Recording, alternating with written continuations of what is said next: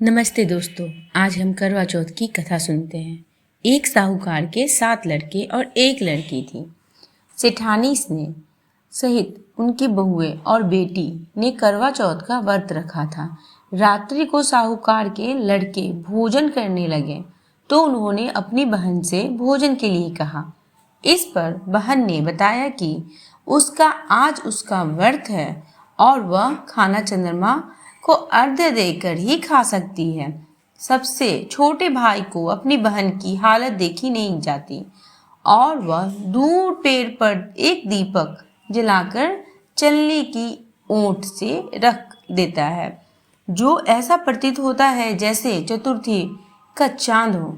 बहन ने अपने भाभी से भी कहा कि चंद्रमा निकल आया है, व्रत खोल ले, लेकिन भाभीियों ने उनकी बात नहीं मानी और व्रत नहीं खोला। बहन को अपने भाइयों की चतुराई की समझ में नहीं आई और उसे देख कर करवा उसे अर्घ्य देकर खाने का निवाला खा लिया। जैसे ही वह पहला टुकड़ा मुंह में डालती है, छींक आ जाती, दूसरे टुकड़ा डालती तो उसे बाल निकल जाता है और तीसरा टुकड़ा मुंह में डालती है तभी उसके पति की मृत्यु का समाचार उसे मिलता है। वो बेहद दुखी हो जाती है। उसकी भाभी सच्चाई बताती है कि उसके साथ ऐसा क्यों हुआ। व्रत गलत तरीके से टूटने के कारण देवता उससे नाराज हो गए हैं।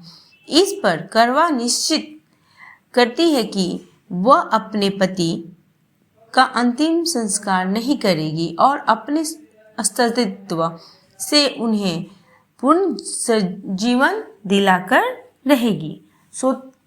शोकातुर होकर वह अपने पति के शव को लेकर 1 वर्ष तक बैठी रही और उसने उन पर उगले वाली घास और इकट्ठा करती रही।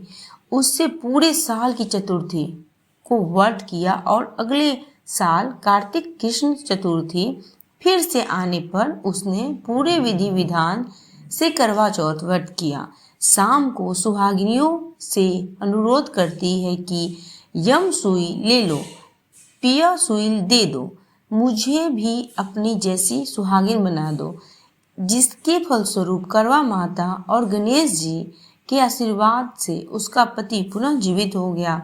जैसे गणपति और करवा माता ने उनकी सुनी वैसे ही सभी की सुने। सभी को सुहाग अमर होने का आशीर्वाद दें। करवा माता की जय।